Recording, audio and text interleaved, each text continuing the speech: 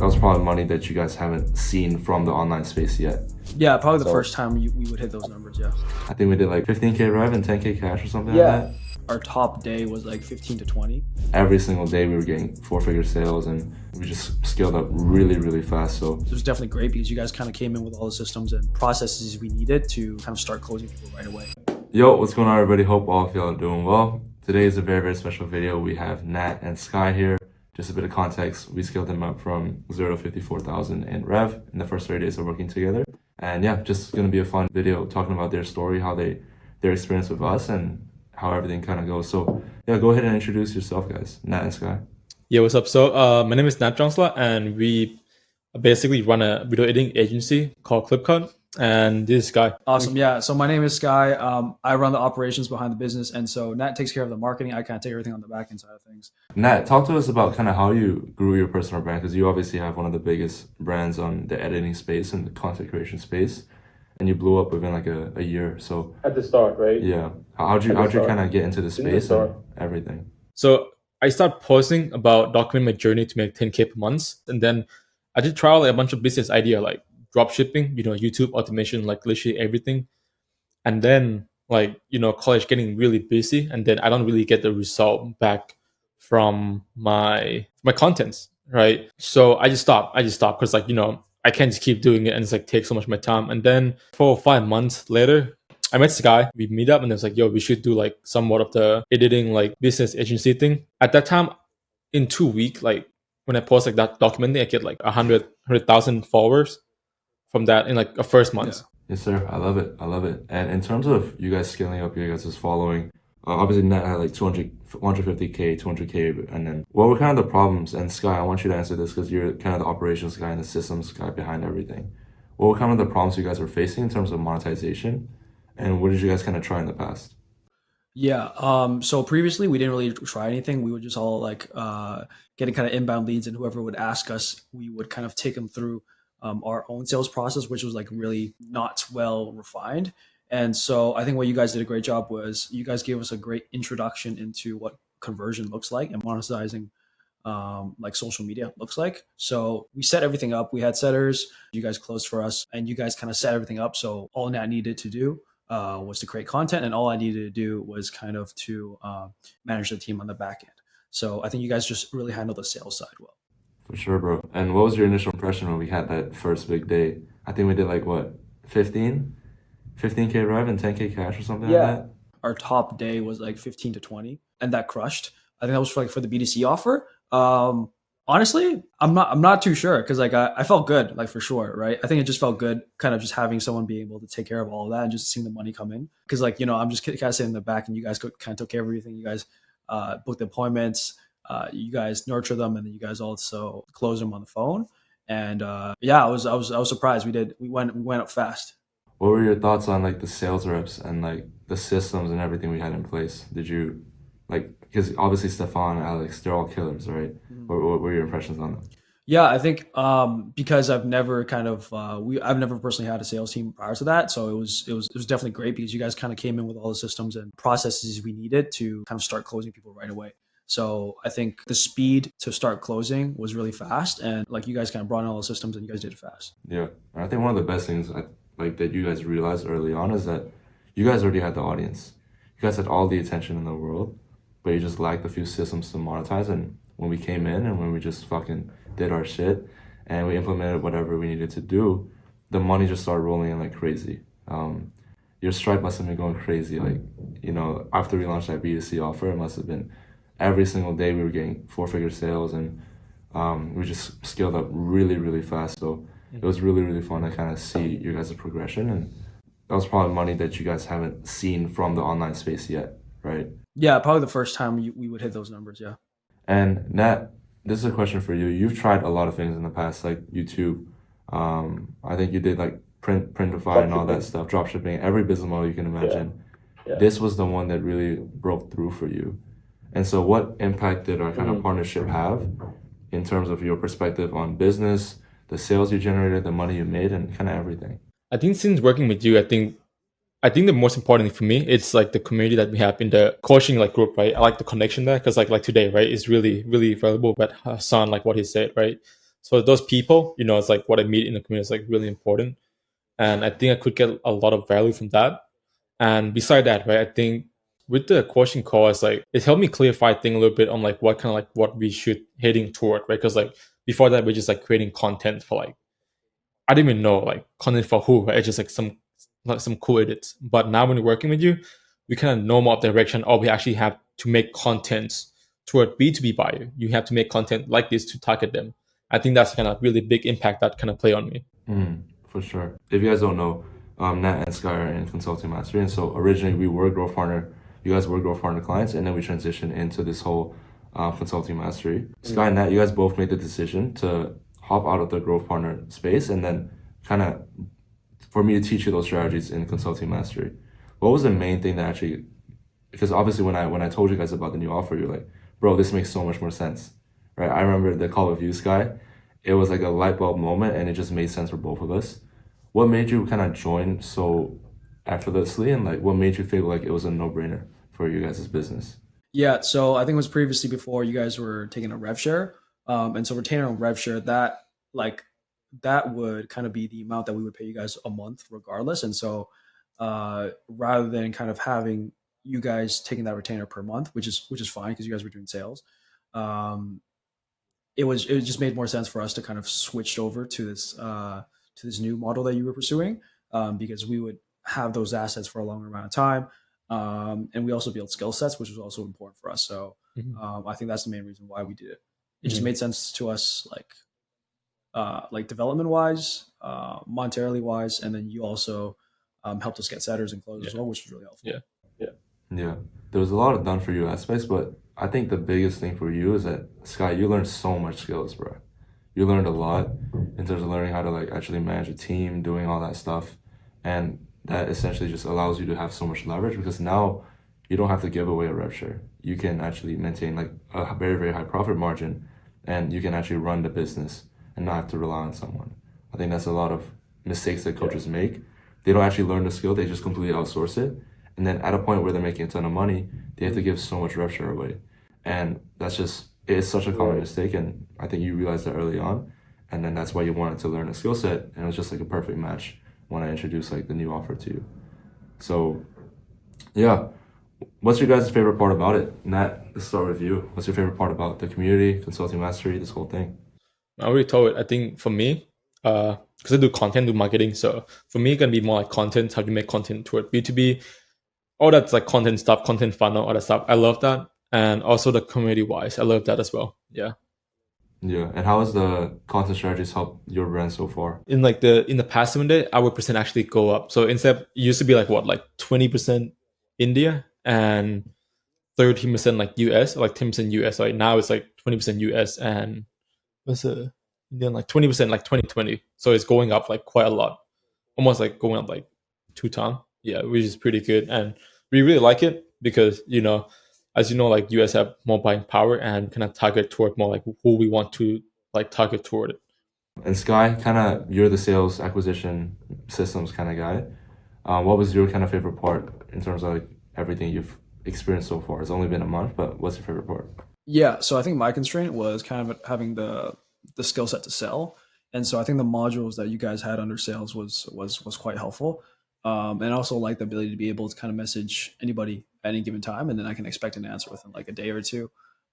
Obviously, I think it's always good to interact with other team community members. That's always helpful. I think overall it's just really solid. And I think honestly my most favorite part that I prefer over the ones I just listed is like your willingness to improve the product and you're consistently improving. Yeah, it's a never-ending game, bro. And I think I say this with all of you guys, like you're launching a coaching business at the end of the day. If your clients aren't your number one priority, if the product isn't the best, then you're gonna go out of business eventually. It's only a matter of time.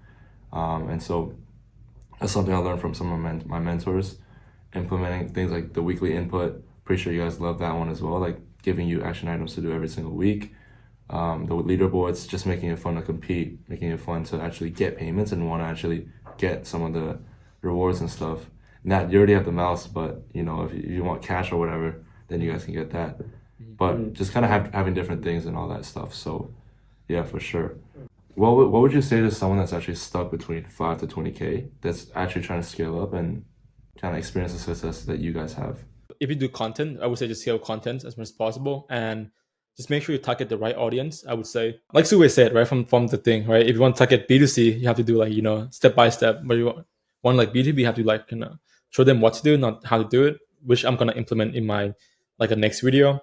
And yeah, I think this guy could talk more like about like the monetization wise. Yeah, so I would say the most important thing when it comes to like someone who's in the 5 to 20k mark is like belief breaking, and I think the easiest way that you can do that is surrounding yourself with other people who are kind of in similar situations, and usually they're kind of in the same boat, or even people ahead. That's even more helpful. But it's like Mhm. they usually have beliefs that are different from what you believe in, and if you're able to kind of acquire those beliefs, it Mhm. makes it a lot easier for you to do what you need to do. Because I think at every stage you have new beliefs that you need to break and new beliefs you need to have in order to get there. As an example, it's like you would initially think you can do everything by yourself on the sales side, but if you do want to get to like 50k or so, you need to have a team or at least one team member who can help you with that process, right? Whether that's nurturing leads or booking calls. Or someone closing for you, depending on where your constraints are. But I think you just need to break beliefs. I think that's what you need to do to get out 520k. But that's kind of like at every stage, I feel like.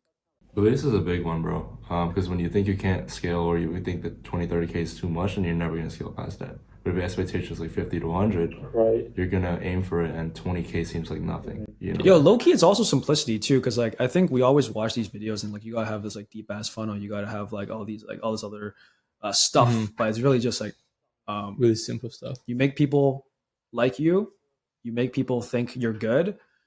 You see if you can help them. You get them on a call. You talk to them, and you figure out that you can help them. And then you just be like, "Hey, you want to buy my stuff?" And they're like, "Yes." And then it's But like I simple. think most it is simple, but you have to be accurate, have to be good. The thing has to be good first. I think that's the most important thing. Like the offer or the product has to be like good first, and then everything else is gonna be a lot easier. I would say. And building the brand too. I think. Oh yeah, forgot about this one. If you want to like like 2K to 50K, right? Brand is really important because like personal brand is like literally like everything nowadays. Like what Alex Mosey, Iman Ghazi, all these big guys have like a big personal brand, right? And then they just have like a lot of like offer one in the back end. Like for me as well, I just grew my personal brand so people know as me like editing guys for now before we pivot to like personal brand, right? So we when we launch everything, we just built like so much trust and yeah, people just believe in me that I could fulfill like a good like service for them, right? Because they see it so many times and then they see it like so many like sick edit from me, and that's why I think it's really important to start your personal brand. And it's not like when you're starting out, it doesn't have to be something crazy, right? I think first you have to like what you have to get good at something first, right? Have some sort of skill, right? For me, it's editing, right? For you, so it could be like some sort of like a growth operation or like sales site or like building funnel, right? And then you just like post it, just have the selfie, uh, take a video. It doesn't have to be anything fancy. I'm just saying because like I think most people like they just stuck with like not posting it, right? Even the first step video. So I think it's the like second step is like just post one video and then after post one video, you just have to be consistent, right? The video doesn't have to be good yet. You have to post consistent for like what, like 4 times minimum per week. And then we can figure out how to make content look better after and then just grow from there. Action over like just thinking and planning and all that shit. I think that's a Yeah. huge one. The Yeah. people that succeed the most inside the program and everything are always the guys that after the group call they implement, right? Mhm. There's always people that make plans and all this shit, and the people that actually end up making the most money is the people that take that advice and they implement it straight away. Scott, I want to go back to yours. In terms of the beliefs, we'd had a lot of calls, a lot of one-on-ones, a lot of discussions. Some of them were good, some of them were heated, some of like all types of discussions, right? Yeah.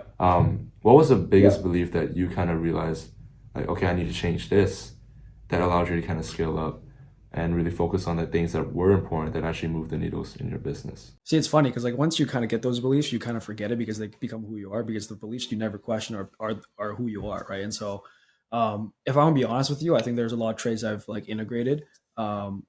Like there were probably discussions we had that led to thoughts that I had, and then that changed my beliefs, and those beliefs kind of changed how I just went through my day to day process. So like I wouldn't necessarily say there's like one belief that was like change. I would say my actions are different. So I work on smarter things, and I try to figure out how I can help the team as a whole.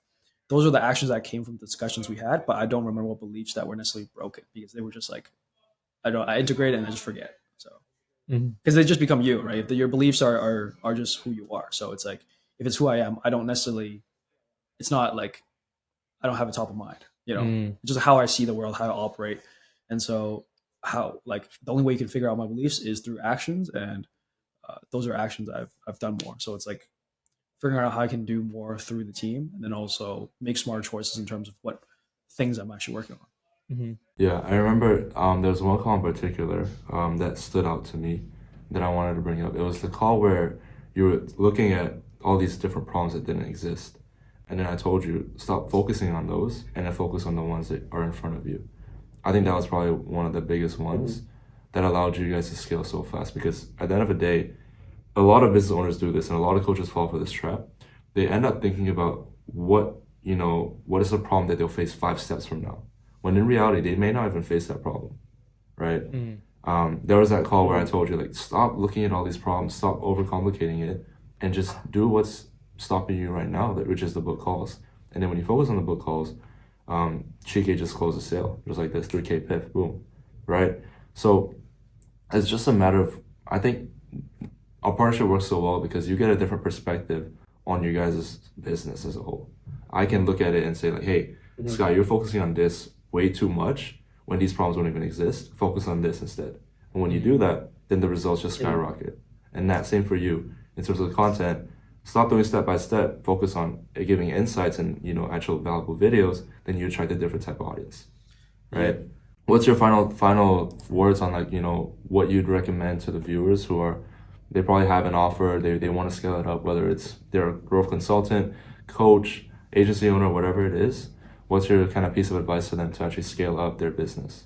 I think if you're a coach, right, like I wouldn't buy some stuff from someone I would never know, right? So I think branding, I mean, I already said it again, but it's really important. So it's a lot of people to know that you're actually good at something, if you're actually legit, right? Because what I like to most say, do stuff first, you learn it, you experiment it in the back end, and then you talk about it, right? And then you can put that thing into your course as well, right? So it's like, it's proven to work already. So yeah, that'd be kind of like from my take. Yeah, I guess like two things. I look and feel like everything's just like a Hail Mary. No matter how much of an authority another person is telling you to do something, it's never going to be as surefire if you did it yourself and have the experience, right? And so you should take the opportunity from other people when they teach you something as permission to do the thing, not necessarily as like advice that if you follow, you're going to hit it.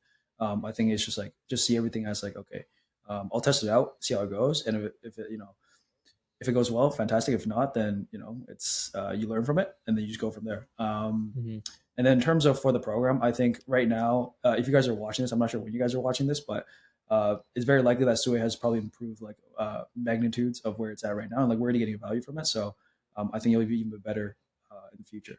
So And yeah, boys, that's it from my end. Hope all of you guys enjoyed this video with me, Nat and Sky, kind of going over it. Hope you guys got value. If you guys have any questions, feel free to drop them in the comments. I'm going to link Sky and Nat's IG accounts below. You guys can check them out. And yeah, I'll see you guys in the next video. See you guys. I appreciate Peace. Sui. All right.